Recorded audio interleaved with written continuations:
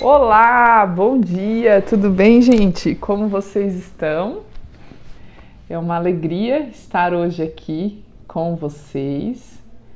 Estou me adaptando aqui, né, com esse monte de câmera aqui na minha frente. Eu tô tão acostumada a fazer live com meu celularzinho, eu me olhando vocês. Hoje o Miguel e o Diogo aqui prepararam uma super produção para eu poder me comunicar com vocês, viu?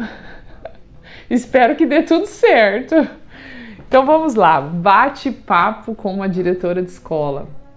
Eu, na correria, abri algumas caixinhas com perguntas para que vocês fizessem para uma diretora de escola. E o que aconteceu? Eu consegui responder algumas, outras eu não consegui responder por conta da minha rotina, né? Da minha rotina principalmente familiar, com meu esposo, com os meus filhos, com a minha rotina da escola, que é bem puxada. Eu trabalho o dia todo, às vezes algumas noites, né? Graças a Deus, Deus me deu bastante energia para poder conseguir conciliar tudo isso, né? Se não fosse Ele, talvez eu não conseguiria fazer tudo que eu faço. Talvez não, né? Não faria tudo que eu faço, exatamente isso. E aí, tem algumas perguntas aqui que eu não consegui responder. Então, eu vou começar respondendo as perguntas que eu não consegui responder, tá? E depois vocês também podem, até no decorrer da live, vocês podem ir colocando aqui as perguntas à medida que elas forem surgindo, as dúvidas, e eu vou respondendo tranquilamente, tá bom? Então a primeira pergunta que eu não consegui responder nas caixinhas foi: como faço para dar aula em sua escola? Sou professor de música. Ótima iniciativa, ficamos muito felizes, né? Sempre estamos precisando de pessoas para trabalhar na escola.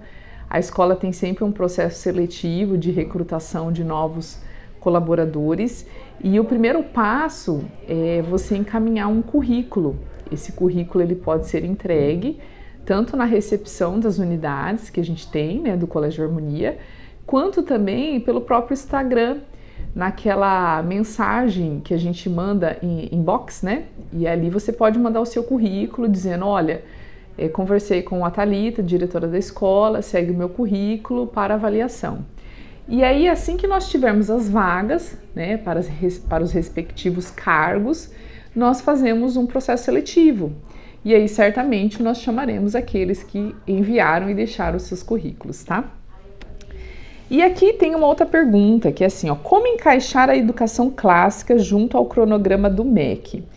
Bom, gente, primeiro que nós precisamos ter em mente que a educação clássica, né, a verdadeira educação clássica, ela aconteceu na Grécia Antiga e no período medieval, que são contextos históricos bem diferentes do contexto que nós vivemos hoje, né, do século que nós vivemos hoje. Então, uma escola que busca adotar a perspectiva da educação clássica, ela vai começar pela inspiração, né, da educação clássica. Por quê? Porque nós vivemos um contexto histórico diferente, né? As pessoas hoje não são iguais às pessoas do período medieval e nem da Grécia Antiga. Eu vou falar desses dois períodos que foram grandes marcos da educação clássica. Então, numa escola como a nossa, e aí eu não vou falar por outras escolas no Brasil e nem outras escolas que estão adotando a educação clássica, porque eu não sei como que elas fazem isso, tá? Eu vou falar pelo Harmonia. Nós começamos, né, claro, por meio da música, né, uma música de boa qualidade para que a gente ofereça, para que a gente cultive e refine o conceito de beleza. Então, a ideia é que nós ofereçamos um banquete de beleza para os nossos alunos. Pela música, oferecendo música clássica, apreciação da música clássica, o conhecimento da música clássica, em que nós trabalhamos, né, a melodia, a harmonia e o ritmo da música por meio de instrumentos musicais. Hoje a escola tem um currículo de música clássica no Harmonia, né? Além da música, nós trabalhamos muito com o ensino e a leitura de grandes clássicos. Então já faz alguns anos que a escola revisitou todos os livros, né, que nós líamos de histórias, de literatura, desde a educação infantil até o 3º ano do ensino médio. E uma escola que tem uma inspiração clássica, ela precisa apresentar aos seus alunos uma boa literatura, né? Então nós precisamos estar atento àquilo que os nossos alunos estão lendo, em termos de qualidade, de profundidade, né? E oferecer aos nossos alunos obras que são atemporais, obras que são revestidas de uma riqueza universal, que independe do período histórico, do tempo que a gente viva, né?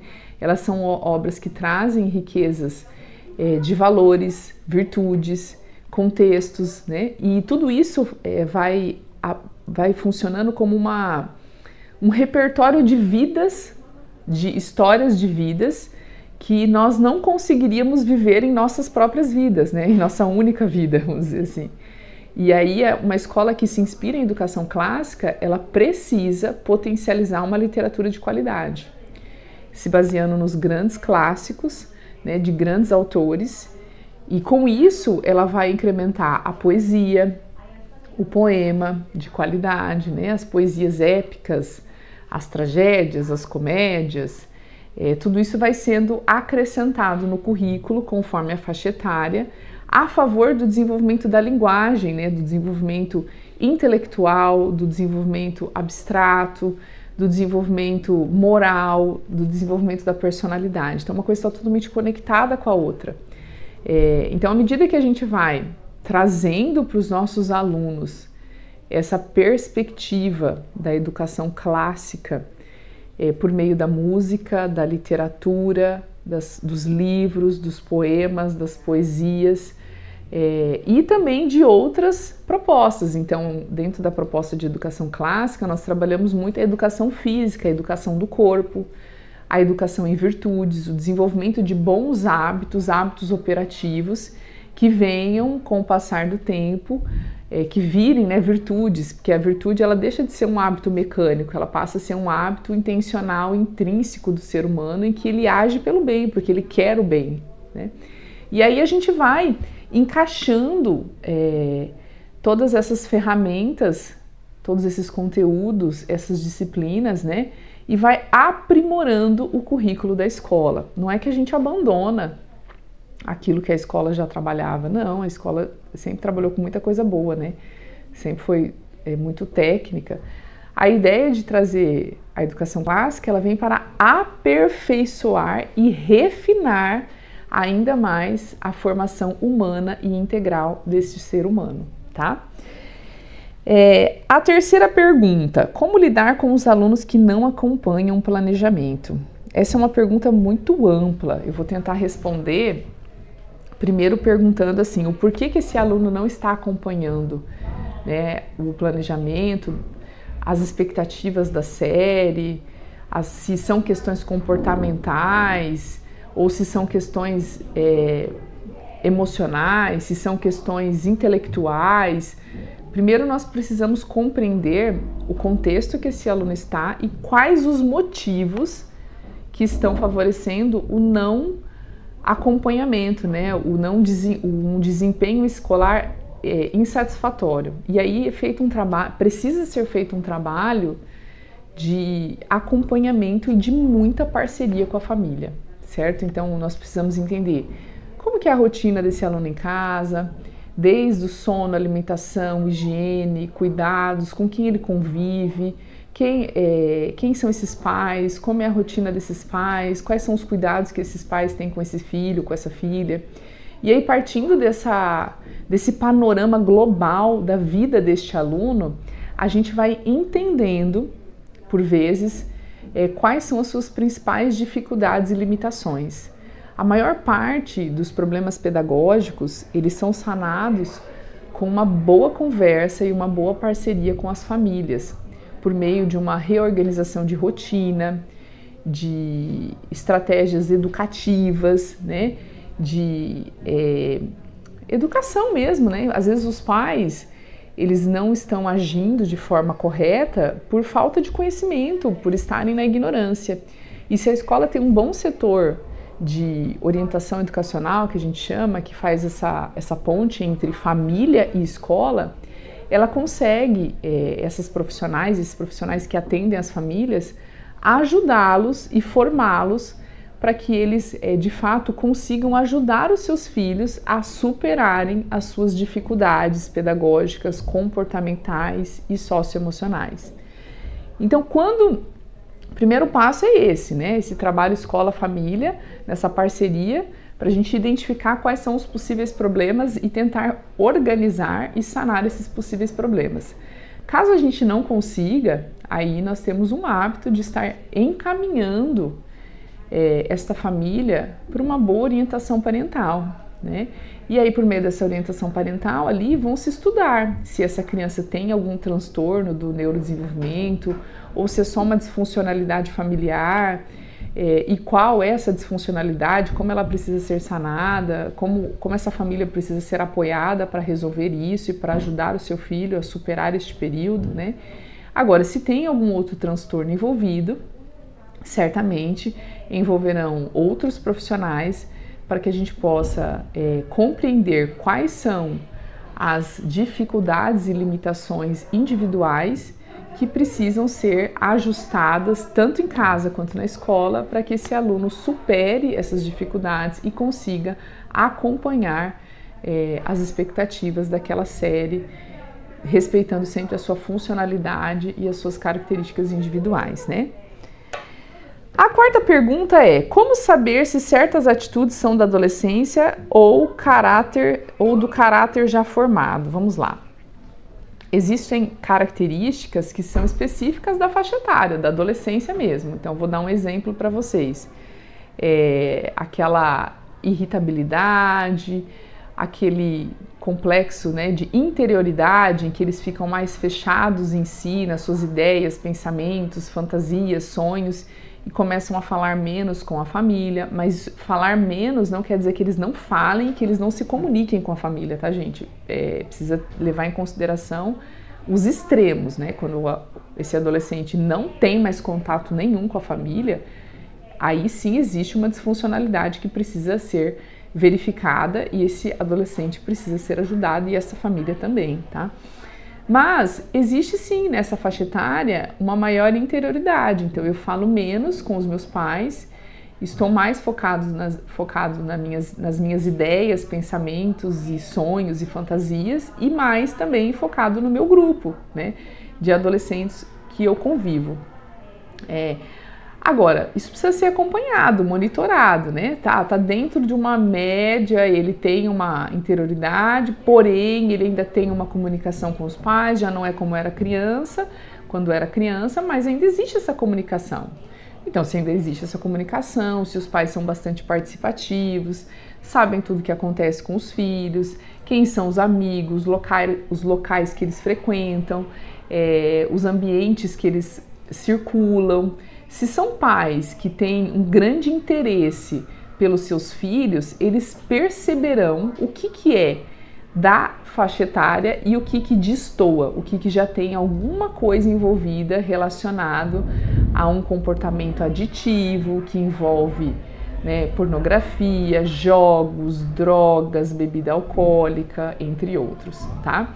Uma outra característica da adolescência, além da interioridade, é a necessidade de imitação. Eles acabam imitando uns aos outros, né? Os trajes, os comportamentos, as falas, as gírias, o uso do celular, que é uma coisa que foi copiada e que por vezes traz consequências bem complicadas nessa faixa etária, né? Porque a culpa não é dos filhos usarem o celular, a culpa é dos pais que dão o celular para os filhos sem uma orientação e, pior, sem qualquer tipo de acompanhamento, né? Porque se você me perguntar assim, qual que é a melhor idade para dar um celular para um filho, eu falaria depois dos 16 anos de idade. Eu falo, mas é um absurdo isso, Thalita. É um absurdo porque nós acatamos uma ideia errada de que crianças de 10, 11 anos de idade é capaz de administrar um smartphone e as crianças não são. E eu falo que você dar um smartphone para uma criança de 10, 11 e um adolescente de 12, 13, 14 anos é a mesma coisa de você levar ele no bairro mais perigoso da sua cidade e deixar ele lá sozinho por 1, 2 horas e achar que nada vai acontecer com ele. Claro que vai acontecer. As crianças que têm celular com 9, 10 anos estão consumindo, sim, conteúdos inadequados, errados, e o pior é que eles acham que isso que eles estão consumindo, por vezes, é algo normal e correto, porque eles consomem, ninguém fala nada, ninguém corrige, a maioria das crianças também consomem, e é natural que quando eles percebam que isso é normal, mesmo sendo um erro, né, eles estão aprendendo coisas erradas o tempo todo, eles comecem a reproduzir. E daí vem uma série de comportamentos que são reproduzidos, que deturpam a identidade sexual e a personalidade dessas crianças e desses adolescentes. Então, eu até fiz um comentário com umas famílias que me procuraram essa semana passada, sobre essa denúncia que o Felca fez, né?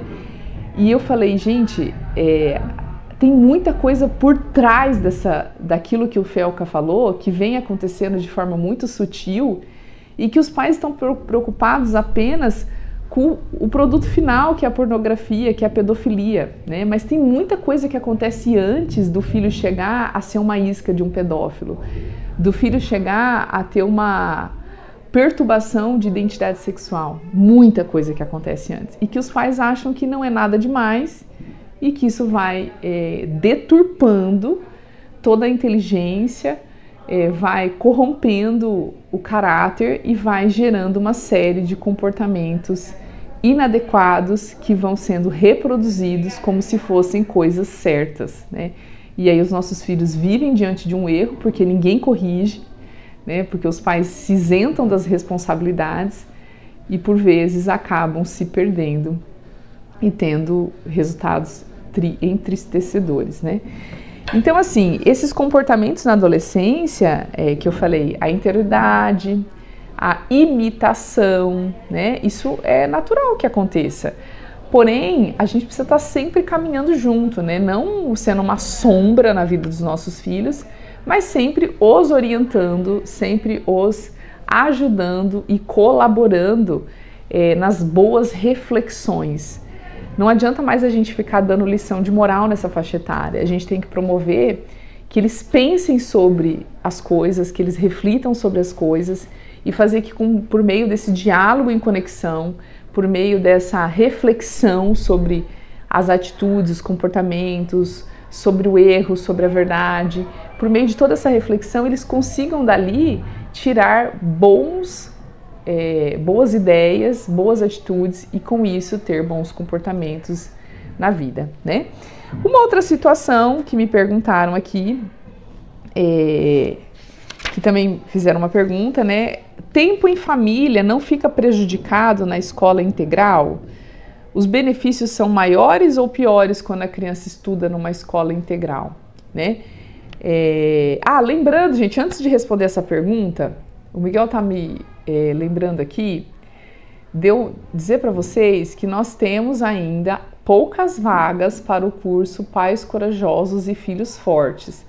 É um grupo pequeno de pessoas que quer sim formar seus filhos fortes no bem, rumo à felicidade, mas que estão se aventurando em se educar. Então são pais corajosos que querem terminar a sua educação para educar melhor os seus filhos, tá? Ainda nós temos algumas inscrições, é só vocês acessarem o site, www.talitamartinseduca.com.br. Se eu não me engano, tem 10 inscrições abertas. E eu deixo aqui esse convite para que vocês venham fazer parte desse projeto tão lindo que nós iremos percorrer aí por 10 meses. As pessoas perguntaram, Thalita, quando que você vai abrir de novo as vagas desse curso? Não sei, porque é um curso bem fechado, que a gente quer formar pessoas boas para que formem filhos bons, tá bom? Então aproveitem para fazer a sua inscrição, não fiquem fora dessa. Serão mais de 40 aulas com assuntos que podem ajudá-los a educar o seu filho para o bem e para a verdade e afastá-los de uma série de ideologias, vícios, pornografia e coisas que nós estamos vivenciando neste mundo contemporâneo, tá? Bom, vamos lá para a pergunta que eu não consegui responder na caixinha e que eu vou responder agora.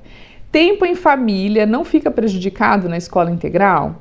Os benefícios são maiores ou menores?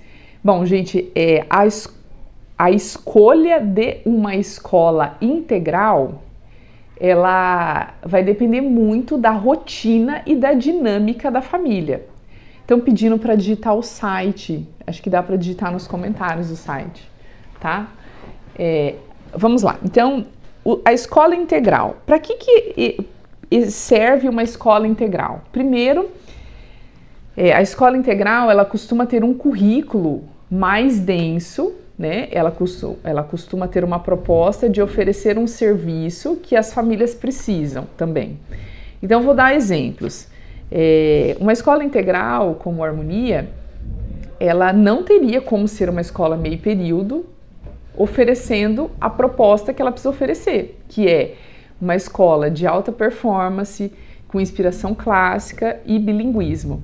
Então, para que a gente ofereça o bilinguismo, uma escola inspirada em educação clássica, com uma tradição familiar, né, para que a gente ofereça essa alta performance, esse alto nível de conteúdos e intelectual, nós precisamos certamente ter uma carga horária maior, né? Então, as crianças, para conseguirem ter os dois currículos, o português e o inglês, elas não conseguiriam ter isso em 4 horas.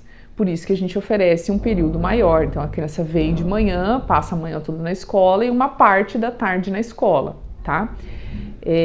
Agora, tem famílias que falam, não, Thalita, eu quero que o meu filho fique só meio período, porque o outro meio período eu tenho uma disponibilidade, eu quero fazer um after school.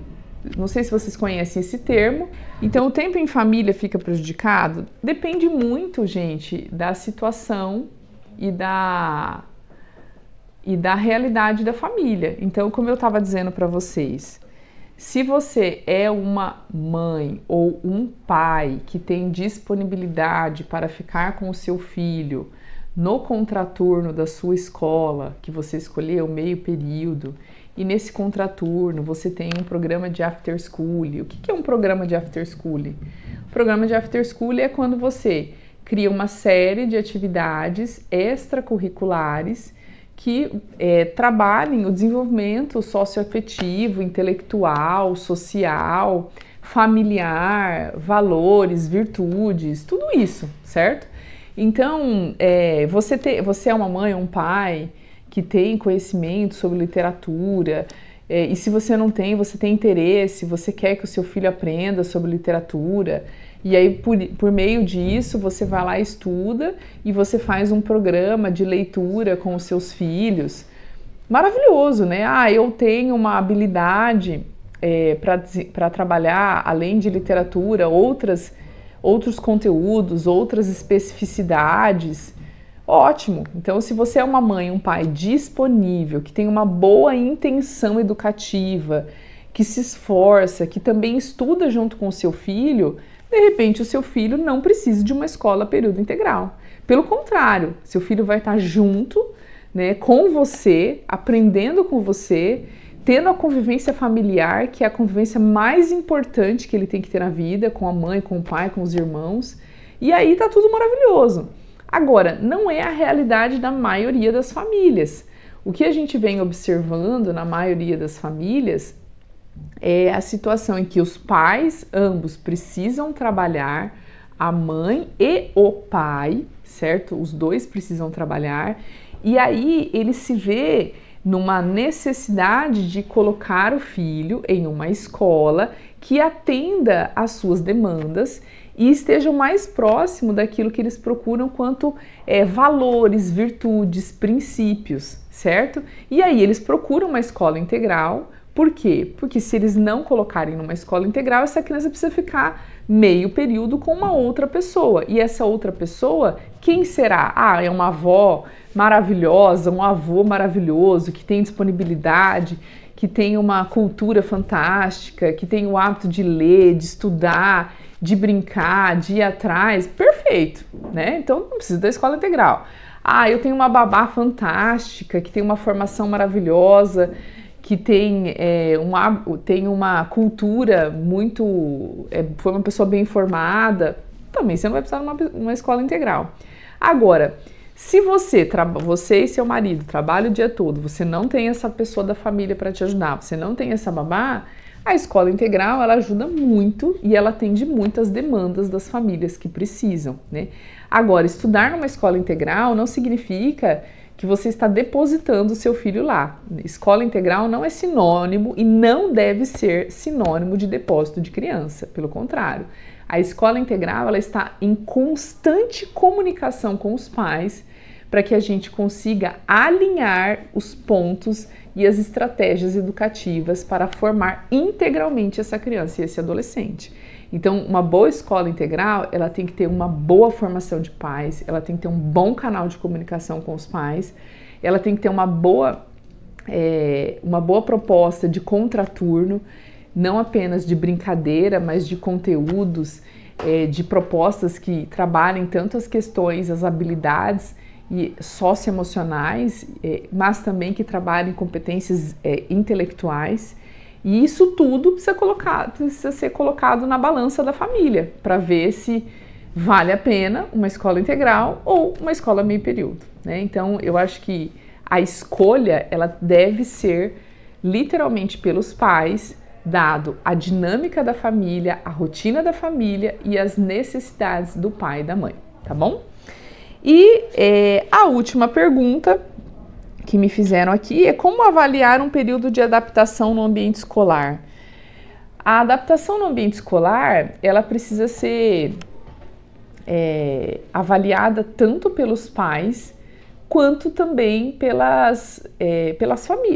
pelos membros da família, né? Avaliar se essa criança ela tá bem na escola, o que é estar bem na escola, ela consegue interagir com os colegas, ela está se alimentando, se são crianças pequenas, se são crianças que conseguem tirar uma soneca ou não, em casa, se aumentou a irritabilidade, aumentou, a criança não está se alimentando corretamente. Então a gente tem que ir avaliando indícios de que se a criança está indo bem ou não.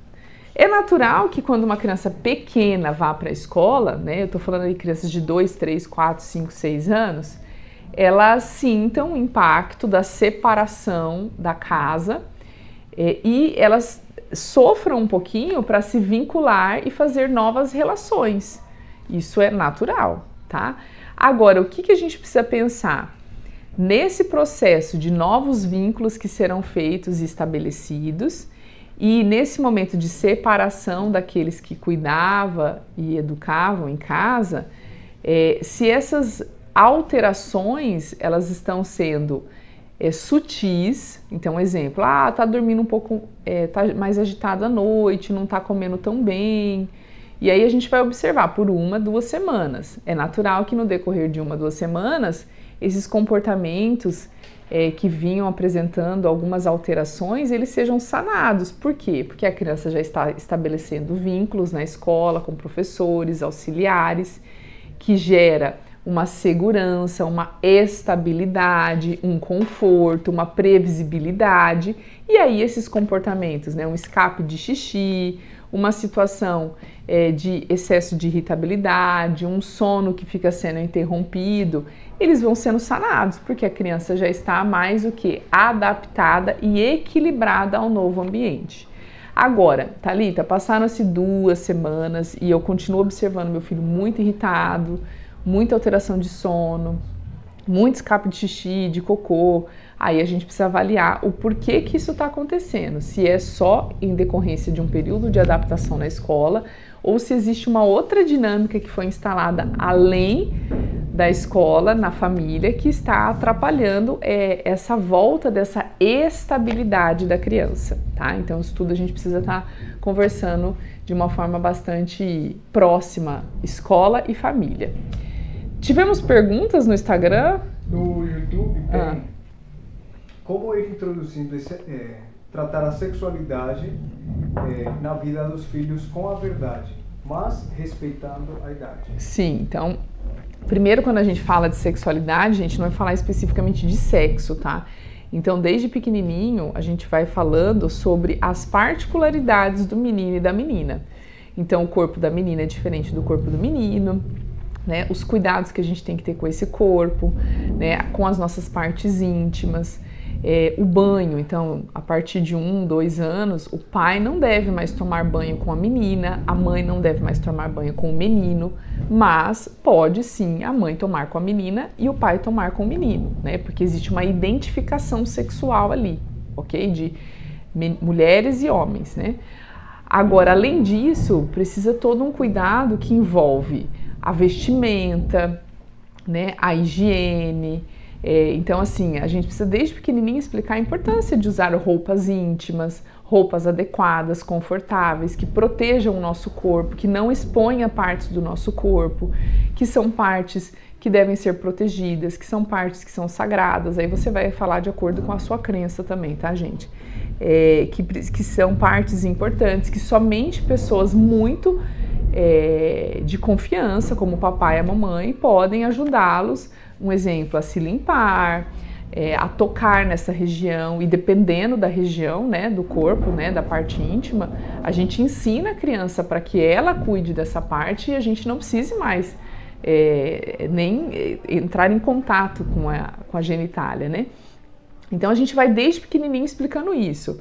Com o passar do tempo, nós precisamos explicar para as crianças que 9 anos, 10 anos, que a mulher, ela foi feita para conceber uma vida. Então, por isso que as meninas, por volta dos 10, 11, 12 anos de idade, elas menstruam.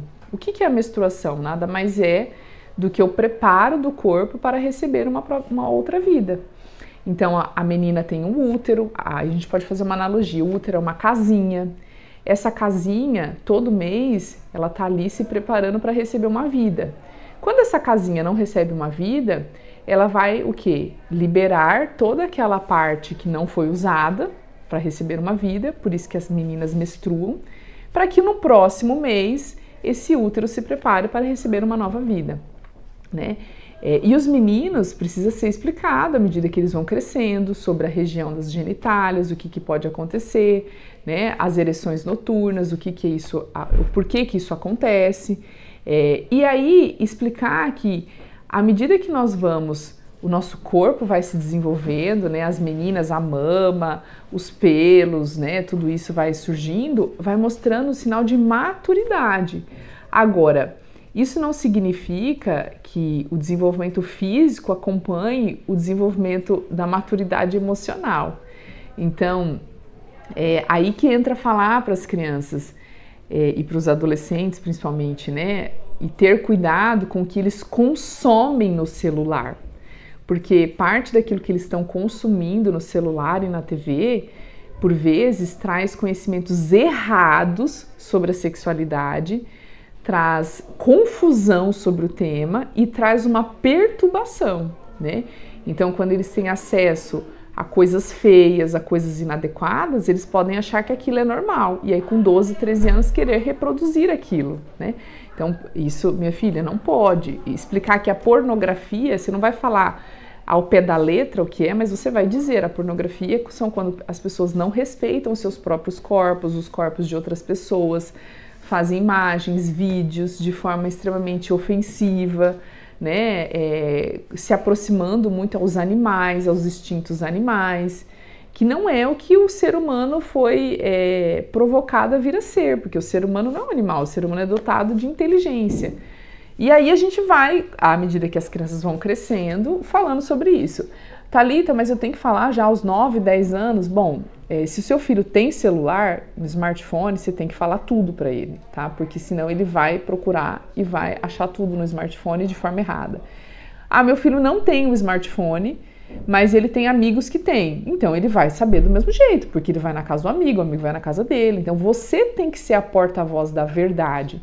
Porque se você não fala a verdade para o seu filho, outras pessoas falarão. E pode acontecer dessas outras pessoas, os amigos, né, não falarem a verdade, e sim falarem o erro. E aí o seu filho achar que aquilo é verdade e sair reproduzindo um erro, tá? Eu me comprometo mais pra frente de fazer uma aula, na verdade daria um mini curso, né, gente, sobre a sexualidade infanto-juvenil, porque é um tema bem extenso que precisa ser bastante elaborado e conversado com os pais. Sempre pensa assim, Thalita, meu filho já tem 9, 10 anos, eu nunca falei nada com ele. Fale, gente, por quê? Porque se o seu filho vai para a escola, se você tem uma convivência social com outras crianças que têm celular, ele vai saber as coisas, e normalmente coisas erradas, por meio de outras pessoas, tá? Então é melhor ele saber o que é certo e pela sua boca, que é a pessoa que mais ama e que preza pela boa educação dele. Temos mais perguntas? Já temos aí 40 minutos de live. Uma pergunta que foi feita no Instagram foi a respeito da importância da música clássica na educação. Tá, vou responder a última então, pode ser? Tá. O Instagram voltou? As pessoas conseguiram acessar? Voltou. E nós conseguimos salvar o trecho anterior ou não? Consegui. Deu para salvar? Que bom. Aí depois edita, né?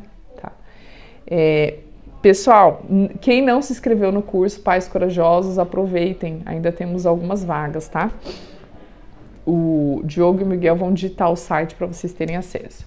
Sobre a música clássica, a importância da música clássica é você cultivar e refinar o sentido da beleza, a verdadeira beleza.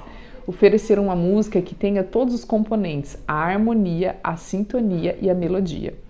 Né? Uma música que traga uma harmonização das suas emoções e dos seus sentimentos, e não uma desordem, um pancadão, uma série de palavras feias, né, como funks, entre outros pancadões que as crianças e adolescentes acabam consumindo, que vão, essas mensagens dessas músicas, tanto em português quanto em inglês, né, elas vão ser incutidas na imaginação, na memória dessas crianças, desses adolescentes, e eles vão achando que isso é normal, que isso é correto, que tá tudo bem, né, essas pessoas cantando músicas feias, com palavras feias, dançando de forma extremamente erotizada, sexualizada.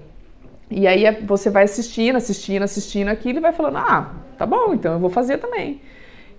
Por isso que eu falo que tem muita coisa por trás do que o Felca falou, né? E aí dá pra gente explorar muito a importância de músicas que tragam o refinamento e o cultivo da verdadeira beleza, como a música clássica, né? E não só música clássica, existem músicas regionais, músicas tradicionais, que são músicas muito boas, que têm bons ritmos, que têm uma melodia, né? Que têm uma harmonia, que têm uma boa letra e que não necessariamente é uma música clássica, mas que foi feita com boas intenções e não com uma intenção de incutir o mal, o vício e a maldade nos nossos filhos, tá? Acho que era isso. Vamos encerrar, pedir desculpa pelo problema que nós tivemos aí no Instagram, mas a live vai ficar gravada no YouTube, né, Miguel? A gente vai editar aquele tempinho que nós ficamos fora e semana que vem eu vou trazer uma outra proposta de live que eu acho que vai ajudar bastante vocês, tá bom? Um forte abraço e até mais.